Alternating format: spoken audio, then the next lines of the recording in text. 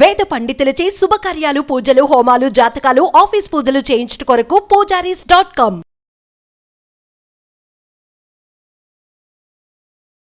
నమస్కారం, సుమన్ టీవీకి స్వాగతం. సెప్టెంబర్ మాసం ద్వాదశ రాశుల వారికి ఎలా ఉండబోతుంది, గ్రహాల స్థితిగతులు ఎలా ఉన్నాయి, ఏ రాశుల వారికి ఎలాంటి ఫలితాన్ని అందిస్తున్నాయి, ఈ విషయాలను తెలియజేసేందుకు మనతో పాటు ఉన్నారు ప్రముఖ జ్యోతిష్య శాస్త్ర పండితులు, జ్యోతిష్య రత్న, జ్యోతిష్య చక్ర వైభవ నిపుణ డాక్టర్ రాళ్లపల్లి రవికుమార్ గారు. గురుగారు నమస్కారం. నమస్కారం. గురుగారు, ద్వాదశ రాశుల వారికి ఎలా ఉండబోతుందో తెలుసుకునే ముందు రవి బుధులు గాని, కుజుడు శుక్రుడు గాని ఈ మాసం ఏ స్థానాల్లో ఉన్నారు, ఎలాంటి ఫలితాలను అందిస్తున్నారో తెలియజేస్తారా? తప్పకుండా. శరదిందు సమాకారే పరబ్రహ్మ స్వరూపిణి వాసరాపీఠ నిలయే సరస్వతి నమస్తుతే. అందరికీ నమస్కారం. నవగ్రహాలు ద్వాదశ రాశులు సెప్టెంబర్ నెలలో ఏ గ్రహాలు ఏ స్థానాల్లో ఉన్నాయో ఇప్పుడు తెలుసుకుందాం. ముందుగా సూర్యుడు వచ్చేసి మనకి కన్యా రాశిలో ఉన్నారు. అలాగే కుజుడు మనకి మిథున రాశిలో ఉన్నారు. రాహు మనకి మీనరాశిలో ఉన్నారు. అలాగే గురువు వచ్చి మనకి వృషభ రాశిలో ఉన్నారు. శని స్వస్థానమైన కుంభరాశిలో ఉన్నారు. అలాగే బుధుడు మనకి సింహరాశిలో ఉన్నారు. అలాగే కేతు వచ్చి మనకి కన్యా రాశిలో ఉన్నారు. ఇంకా శుక్రుడు మనకి 18 సెప్టెంబర్ దాకా మనకి కన్యా రాశిలో నీచులో ఉంటాడు. తర్వాత 19వ తారీఖు నుంచి ఇంచుమించుగా తులారాశి స్వస్థానంలో ఉంటారు. ఇవి నవగ్రహాలు ద్వాదశ రాశుల్లో ఈ స్థానాల్లో ఉన్నాయి. గురుగారు, మీరు చెప్పినటువంటి గ్రహ స్థితిగతులను బట్టి మేషరాశి వారికి ఈ సెప్టెంబర్ మాసం ఎలా ఉండబోతుంది? తప్పకుండా అమ్మ. మేషరాశి అనగానే మనకి అశ్విని 1, 2, 3, 4 పాదాలు, భరణి 1, 2, 3, 4 పాదాలు, కృత్తిక 1వ పాదం. అంటే అశ్విని భరణి కృత్తిక 1వ పాదం దాకా ఎందుకు మేషరాశిలో ఉండాలి, కృత్తిక 2, 3, 4 నుంచి ఎందుకు వృషభ రాశిలోకి ఉండాలని అనుకుంటారు సాధారణ. అలానే 27 నక్షత్రాలు, 4 పాదాలు, 27 × 4 108. 108 కూడా 12 రాశుల్లోకి రావాలి. సో 9 × 12 108. అర్థమైంది కదండి. కాబట్టి 9 పాదాలే ఒక రాశిలోకి వస్తాయి. సో స్టార్టింగ్ అశ్విని స్టార్ట్ చేసాం కాబట్టి అశ్విని 4 పాదాలు, భరణి 4 పాదాలు, కృత్తిక 1వ పాదం. అలా మనం లెక్కెట్టుకోవాలన్నమాట. ఈ మేషరాశి వారికి అత్యద్భుతంగా ఉందని చెప్పుకోవాలి. ఎందుకంటే ముఖ్యంగా ఎవరు చూసినా గోచారం, సంవత్సర ఫలితాలు తీసుకున్నా, మాస ఫలితాలు తీసుకున్నా, అయితే ఫోర్ట్ నైట్లీ తీసుకున్నా, ఎలా తీసుకున్నా కూడా మనం ముఖ్యంగా మెయిన్గా చూడాల్సిన గోచార ఫలితాలు మటుకు గురువు, శని, రాహు, కేతు. కానీ మిగతావన్నీ బుధుడు కొన్ని 20 రోజులు మారుతాడు, శుక్రుడు 20 రోజులు మారుతాడు, కుజుడు 45 రోజులు మారుతాడు, చంద్రుడు ప్రతిరోజు ఒక నక్షత్రం మారుతాడు. కాబట్టి అంత ఇంపాక్ట్ ఉండదు. ముఖ్యంగా చూసినప్పుడు గురువు, శని. గురువు ఎందుకంటే మొత్తం అన్ని శుభ ఫలితాలు, అంటే ఉన్నత చదువు, ఉన్నత ఉద్యోగం, వివాహం, సంతానం, గృహం, వాహనం ఇవన్నీ ఇచ్చేది గురువే. కాబట్టి సంవత్సర కాలంలో ఎక్కడున్నా కూడా ఏదో ఒక నెల చేసేందుకు అవకాశాలు ఎక్కువగా ఉంటాయి. ఇప్పుడు మూఢం ఉంది, 3 నెలలు లేవు. అలాగే శుక్రుడు చాలా బాగుండి ఉండొచ్చు ఈ 3 నెలల్లో. శుక్రుడు చాలా బాగున్నాడని చెప్పి వివాహం చేసుకోరు కదా. మూఢం ఉంది కాబట్టి చేసుకోరు. శుక్రుడు చాలా బాగుండి ఉండొచ్చు. అలాగే గృహప్రవేశం చేయరు, పెళ్లి చేసుకోరు, ఇలాంటివి ఏవి చేసుకోరు శుభాలన్నీ కూడా. కాబట్టి అంటే ఏడాది ఫలితాల్లో గురువు ఎక్కడైతే ఉన్నాడో ఆ ఏడాది అంతా కూడా తప్పకుండా హెల్ప్ చేస్తారన్నమాట. కాబట్టి మనం సంవత్సర ఫలితాల్లో ఏవైతే తీసుకున్నా అది మాస ఫలితాల్లో కూడా తీసుకుంటే సరిపోతుంది. కాబట్టి మేషరాశిని తీసుకున్నప్పుడు గురువు అత్యద్భుతంగా ఉన్నాడు ద్వితీయ స్థానంలో. సో కుటుంబ స్థానం, ధనస్థానం, వాక్స్థానం, సో నేత్రస్థానం అంటారు ద్వితీయ స్థానాన్ని. సో కుటుంబం చాలా బాగుంటుంది, ఇంట్లో అందరూ కూడా చాలా బాగుంటారు. నేత్రం అంటే కళ్ళు ప్లస్ ఆరోగ్యం చాలా బాగుంటుంది. అలాగే ధనస్థానం, ధనానికి ఏ ఇబ్బంది ఉండదు. లాస్ట్ దాకా ఇబ్బంది ఉండొచ్చు, కానీ ఇప్పుడు ఇంకా ఇబ్బంది ఉండదు. అంటే అప్పులు తీరిపోవడం కానీ, కొత్త అప్పులు చేయక్కర్లేదని కానీ, అయితే ప్రమోషన్ రావడం కానీ, అంటే మంచి ఇంక్రిమెంట్ రావడం కానీ ఇలాంటివన్నీ జరుగుతాయి. సో అలాగే ధనానికి ఇబ్బంది ఉండదు.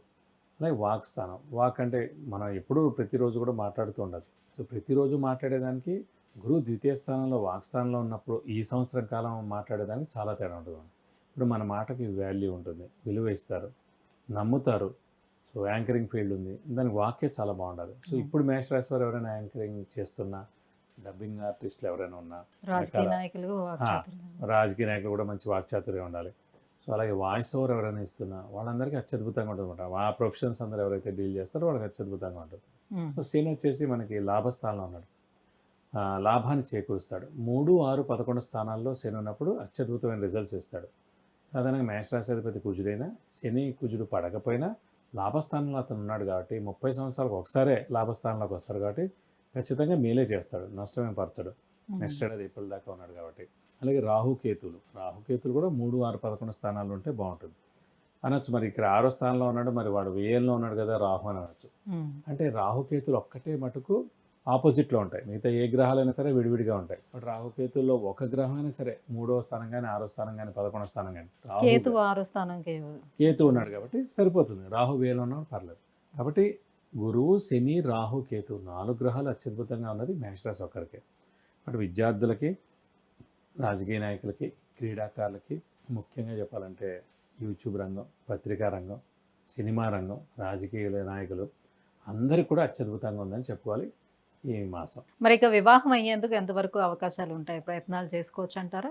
కాస్త అంటే కొంతకాలం ఆగాల్సింది. ఇందాక మనం చెప్పుకున్నాం, ద్వితీయ స్థానం అంటే కుటుంబ స్థానం.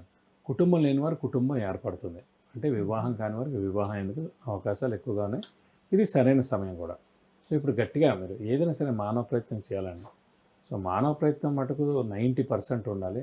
ఆ మిగతా 10% అదృష్టం కానీ, దేవుడు కానీ, అలాగే ఈ గోచారం కానీ. అంతేగాని గోచారం 100% ఉంది కదా అని చెప్పి మనం మానవ ప్రయత్నం చేయకుండా ఉన్నాం అనుకోండి, మనం 3 నెలలు మూఢ ఉంది కదా, ఎవరు అసలు ఓ బయోడేటా ఎవరు, ఒక ఫోటోయే పంపరు, మాటలే రానివ్వరు, పెళ్లి చూపులే చూడరు, మెయిన్ మాటలు అస్సలు మాట్లాడనివ్వరు అనుకుని చెప్పి 3-4 నెలలు గడిపేశారు. మనకి మే 1 నుంచి వచ్చింది గురుబలం సాధారణంగా. సో మేము వెళ్ళిపోయింది, జూన్ వెళ్ళిపోయింది, జూలై వెళ్ళిపోయింది. సో మీరు ఆ 3 నెలలు వెళ్ళిపోగానే ఇంకా మనం మిగిలిన 9 నెలలే. ఈ 9 నెలల లోపల మనం మాట్లాడి, మనం బయోడేటా పంపించి, ప్రొఫైల్ వాళ్ళకి ఇచ్చి, వాళ్ళకి అన్నీ ఓకేపై వాళ్ళు పెళ్లి చూపులు, ఇవన్నీ ఎన్ని జరిగినా కూడా నెలకు ఒక పెళ్లి చూపులు కన్నా ఎక్కువ జరగవండి. ఎంత జరిగినా నెలకు కానీ 3 నెలలకు కానీ పడతారు. సో మీరు ఎన్ని చూసినా 5 సంబంధాల కన్నా చూడలేరు మ్యాక్సిమం ఈ 9 నెలల్లో కూడా. సో మీరు ఇంకా స్పీడ్గా ఉండాలన్నమాట. 3వలోనే మొత్తం అన్ని పనులు చేసుకొని పెట్టుకోవాలి. చూడడం ఇన్ ద సెన్స్ మనం బయోడేటా చూడడం కానీ, ప్రొఫైల్ కానీ, జాతకం మ్యాచ్ మేకింగ్ కానీ ఇవన్నీ చేసుకొని పెట్టుకుంటే మిగతా 9 నెలలు స్పీడ్. సో ఇన్ని చేసినా కూడా అమ్మాయి కానీ అబ్బాయి కానీ మనస్ఫూర్తిగా వివాహానికి రెడీగా ఉన్న రోజే వివాహం అవుతుంది. లేకపోతే గోచరం ఎన్నిసార్లు వచ్చినా, గురు మహాదశ నడిచినా, చంద్ర మహాదశ నడిచినా, శుక్ర మహాదశ నడిచినా కూడా శూన్యం. సో మీరే రెడీగా ఉండాలి. అబ్బాయి కానీ అమ్మాయి కానీ వివాహానికి రెడీగా ఉన్న రోజున ఖచ్చితంగా వివాహం అవుతుంది. ఇక సంతాన ప్రయత్నాలు చేసుకునే వాడికి ఎలా ఉంటుంది? సంతానం విషయంలో కూడా ఖచ్చితంగా ఇది సరైన సమయం అండి. ఎందుకంటే కుటుంబం అంటే భార్య, అలాగే పిల్లలు కూడా అన్నమాట. సో సంతానం కూడా కలిగేందుకు అవకాశాలు చాలా ఎక్కువగానే, వాళ్ళ ప్రయత్నం వాళ్ళు చేసుకోవాలి. ఇది సరైన సమయం. ఎందుకంటే గురువే సంతాన కారకుడు ఎవరికైనా సరే. అలాంటి గురువు మనకి ధనస్థానం, కుటుంబ స్థానంలో ఉన్నాడు కాబట్టి ఖచ్చితంగా ఈ ఏడాది ఖచ్చితంగా సంతానం కలిగేందుకు అవకాశాలు 100% ఉన్నాయి. ఇంకా ఎటువంటి పరిహారాలు ఏమైనా పాటించాల్సిన అవసరం వీళ్ళకు ఉంటుందా? ద్వితీయాధిపతి, సప్తమాధిపతి అయిన శుక్రుడు మనకి నీచ స్థానంలో ఉన్నాడు కాబట్టి అమ్మవారిని ఈ నెల్లాళ్ళు అంటే 19వ తారీఖు దాకా శుక్రుడు నీచలో ఉంటాడు కాబట్టి ఈ 19 రోజులు కూడా అమ్మవారిని ఎక్కువగా ఆరాధిస్తే చాలా మంచిది. వీళ్ళు కనుక ప్రతి శుక్రవారం అంటే ఈ 3-4 వారాలు మనకి ప్రతి శుక్రవారం అమ్మవారి టెంపుల్కి వెళ్ళి అభిషేకం కానీ, అర్చన కానీ, లేదంటే 41 ప్రదక్షిణాలు కానీ చేసుకోవడానికి మీకు అన్ని విధాలు మంచి చేకూరుతుంది. విద్య, ఉద్యోగం, వివాహం, వాహనం, విదేశీయానం, సంతానం, గృహయోగం వీటన్నిటి గురించి తెలుసుకోవాలంటే కింద స్క్రోల్ అవుతున్నటువంటి నెంబర్లకి మెసేజ్ లేదంటే కాల్ చేసి గురుగారి అపాయింట్మెంట్ పొందవచ్చు. గురుగారు, ఈ సెప్టెంబర్ మాసం మేషరాశి వారికి ఎలా ఉండబోతుంది? ఏ గ్రహాలు ఎటువంటి ఫలితాలను అందిస్తున్నాయి? ఈ విషయాన్ని తెలియజేసినందుకు ధన్యవాదాలండి. నమస్కారం.